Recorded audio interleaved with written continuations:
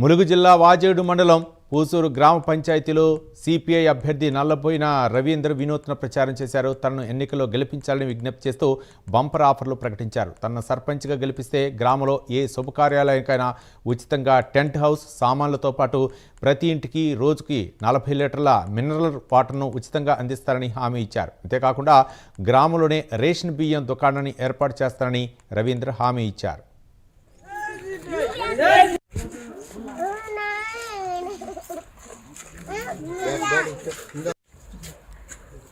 సర్పంచ్ అభ్యర్థి బ్యాట్ గుర్తు నీకు ఓటు ఇవ్వాలి.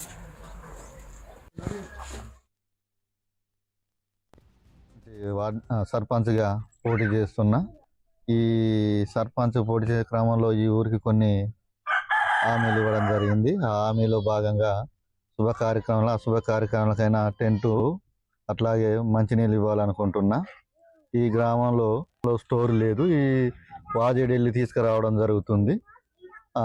దానికి చాలామంది ఇబ్బంది పడుతున్నారు. ఆ స్టోర్ని కూడా పూసూరుకు ఏర్పాటు చేయాలని, అందులో కంపల్సరీ చేస్తాననేసి నేను ఊరి ప్రజలకు చెప్తున్నా. అదేవిధంగా హామీ ఇస్తున్నా. అదేవిధంగా ఊర్లో ఏ కార్యక్రమాలకైనా ముందుండి చేయాలని, అదేవిధంగా అభివృద్ధి పనుల్లో కూడా ఈ పూసూరుని వాజేడు మండలంలో ముందంజలో ఉంచాలని నా యొక్క కోరిక. ప్రతి ఇంటికి రోజుకు 40 లీటర్ల మంచినీళ్ళు, ఏ కార్యక్రమానికైనా టెంటు ఈ కంపల్సరీ చేస్తానని హామీ ఇస్తున్నా. నేను